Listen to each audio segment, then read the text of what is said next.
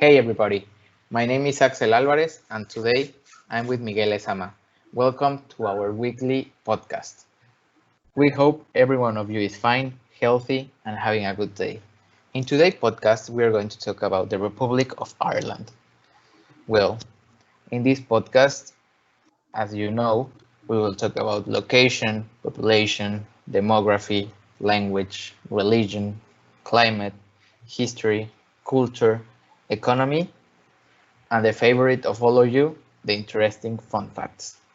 Uh, as the part of the tradition of the podcast, if there is any time left, we are going to give our humble opinion about what we thought of the country. You know that this is where the things start to be interesting, you know? So this is where we create a little bit of controversy and not all of people like our opinion, so it is what it is. So Miguel, I will start talking about location. Did you know that the Republic of Ireland is located in Northern Europe and North Atlantic Ocean, just west of the United Kingdom? The country occupies a large majority of the island of Ireland, with the Northern Ireland covering the northeast. I need to remind you that the Northern Ireland is not part of the country. Northern Ireland is part of the United Kingdom, which is ironically, it's located on the northern part of the Ireland island. You know, a lot of people think that when they see the Ireland island on the map, they are only watching Ireland. But this is not true. This island is divided into parts. Did you know this? I didn't know that. I Yeah. didn't know that about that there was that is divided into parts. That one is from United Kingdom and the other one is the country of Ireland. Yeah, an interesting fact that, well, I would guess that it was more the extension of the island, but the total area is over 84,000 square kilometers. Hmm. Yes. Yeah. Would you like to continue? Yeah, I would like to continue. I want to talk about population. In the case of population, uh, Ireland have uh, well, it started like with a really low population, but then the revolution of the industry makes like a boom in the population and start having a lot of population. But then the people decide to leave the country because they thought the country was going to have a really bad controversy, political things with the United Kingdom. So they decided to leave. But after some years, around 2013, the people decided to get back to the country because they saw the economy from Ireland uh, is too good again. I mean, have a lot of income, have a lot of thing for the population. So that was the reason that nowadays uh, have a good population around four 4.1 million of people in the country nowadays. Interesting. Yeah, that's very interesting.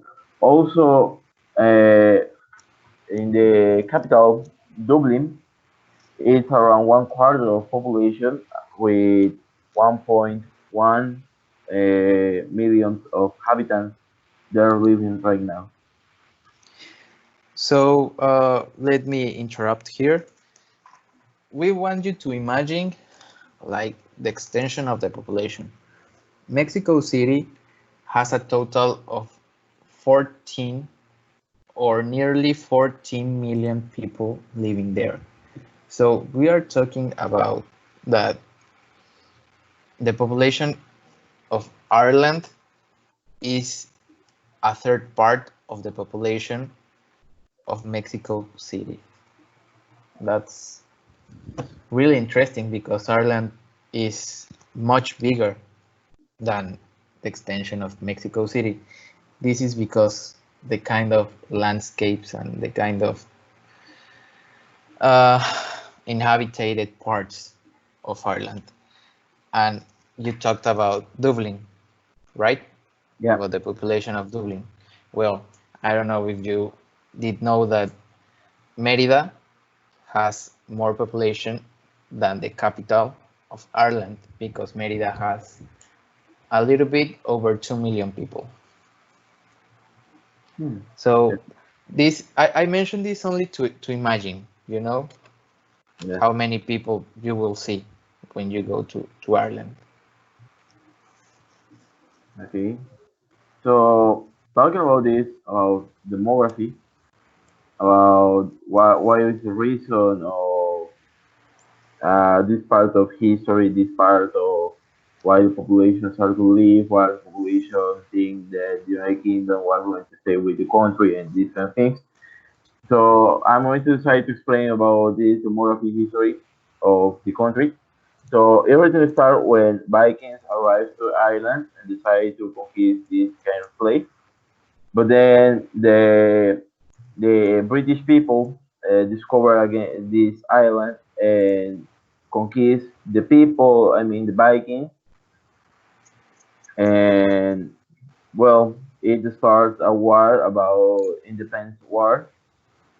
Uh, and between that war and starts a civil war because they well, there were two bands that decide. One was deciding that it's okay to stay with the United Kingdom, and the other one was thinking that it's better to be an independent country. So in that about that moment, the people decided to emigrate to another countries, and that was the reason that why the population started to fall. And in about that years, the the the country was having wars, and there was a group called IRA who was deciding to make like little wars in the different places because this kind again this kind of idea that one part was assigned to stay with you United Kingdom and the other part was assigned to be an independent place. So at the end of the time, I mean, at the end of the days, they decide to leave just the north part of the island for the United Kingdom and the rest part of the island to the Ireland people. I mean, for the people that have this independence. So Well, that that was that was the reason that how population and history mix in demography. well, I would like to have a Viking context too in our history. It would be great. Yeah. So about language, the language who were well the language in the country is English, but the native language is Irish. Why this happened? Because, as I mentioned in history, the culture of British people, when it gets to the island, start to mix with the culture from the native Vikings. So that's the reason that the percent of the people that speak English is bigger than the percent of the people that speak Irish. Wow, that's uh, a, a real fact there because we don't always see an official language to not be the most popular or the Most spoken language most in the country. spoken language in the country, right? Yeah, a really interesting fact. So in the case of religion, again, from the same culture from British people is Catholicism. So when the mix starts, the the Catholicism predominates. Well, it is the biggest in the country. As you can see, the Catholicism have 78.3% of the country. That's that's so incredible.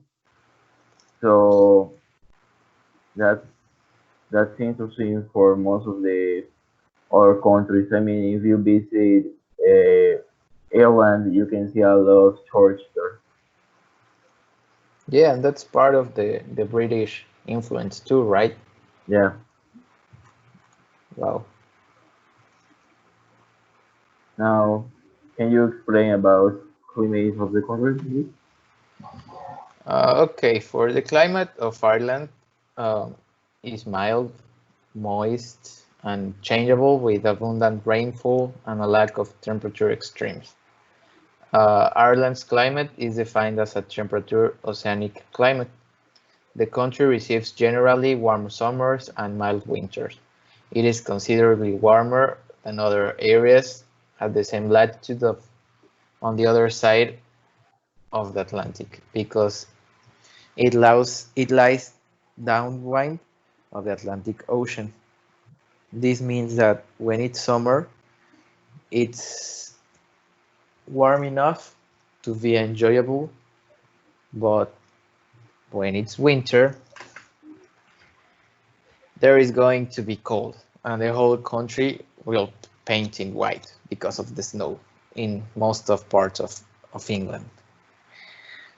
So with the type of landscapes we can see on Ireland, for sure I want to go and visit to see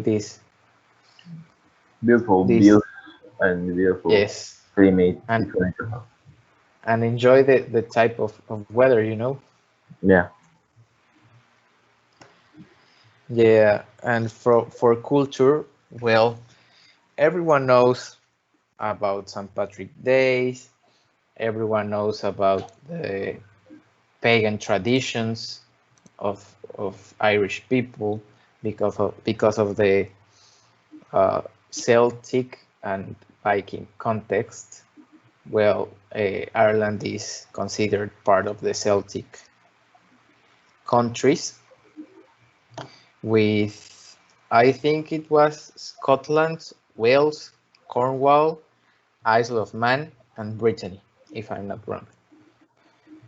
Another thing that it is not always mentioned about Ireland is rock, rock music. Uh, Important groups such as Enya, U2, and the Cranberries come from Ireland. So this is really interesting. And I'm going to talk about a little bit of culture, but as interesting facts. So I would like to begin talking about the Irish pub. Why the Irish pub is really successful in almost all part of the world. Because the Irish pub was the first one to do one thing. I'm going to explain you. The Irish pub functioned as both as a place to enjoy food and beverage, as a place to watch sports, as a place to meet friends, neighbors, and even completely strangers to converse in a relaxed atmosphere. On traditionally Irish pubs on Ireland, feasts are celebrated. weddings, funerals, wakes, birthdays, and other celebrations you can think of. This is really strange because, well, I think that this part of celebration happened on the rural part of Ireland out of the four uh, most popular counties, you know. Another thing you can see there on the slide is the beer Guinness. Arthur Guinness founded Guinness, one of the world's most famous breweries in Dublin, Ireland, back in 1759. This type of stout is really popular now at these days. I think that well, not in 2020 because of the coronavirus, but in 2019, the tendency or the trending topic in beers are the artisanal typed beers. So this is really interesting to know. And you can see next to the Guinness beer, the logo of Guinness World Records. This is because it came from here. And from here, I'm talking about the beer. The idea came about in the early 1950s when Sir Hugh Beaver, the managing director of the Guinness Brewery, attended a shooting party in County Wexford. There, he and his hosts argued about the fastest game bird in Europe and failed to find an answer in any reference book.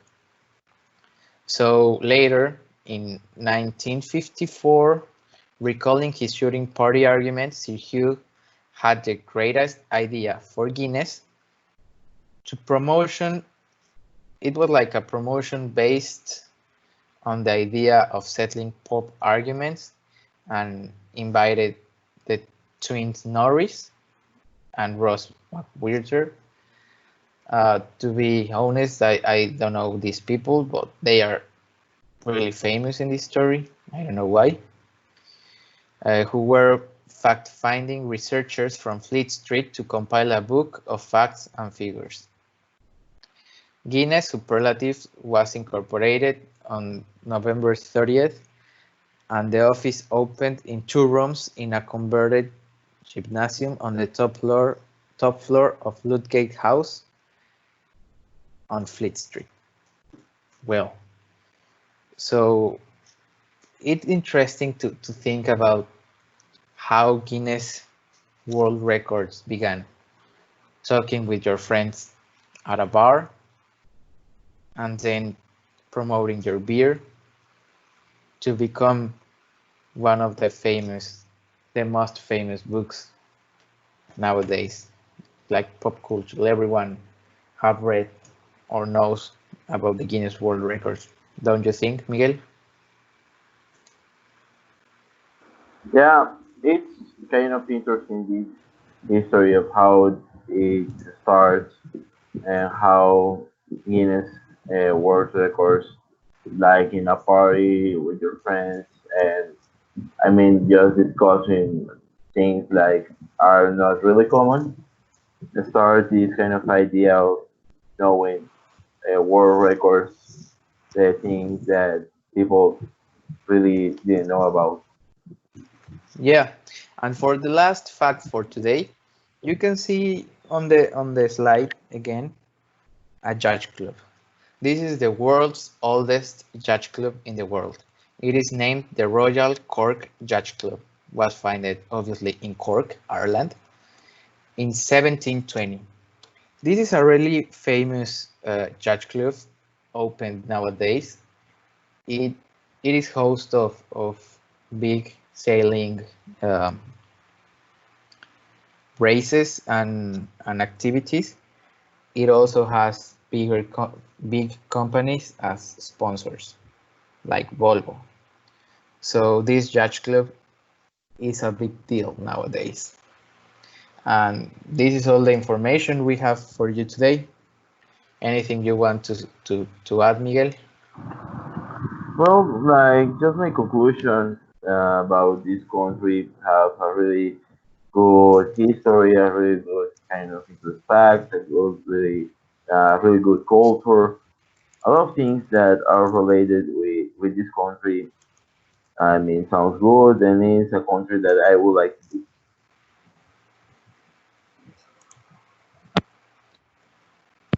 About you, Atu? Something do you want to ask? Yeah, well, as you said, this country sounds really interesting. It has really interesting context, such as the pop culture, the Viking and Celtic context. So for sure, I would like to go there, and we hope that this podcast was different from well, I mean, the information we we talked to you about Ireland. It's a little bit different from what people are usually talking about when they talk about Ireland. You know, I mentioned it like St. Patrick's Day, the Celtic pagan traditions, or the food, the traditional dances, but almost everybody knows about this.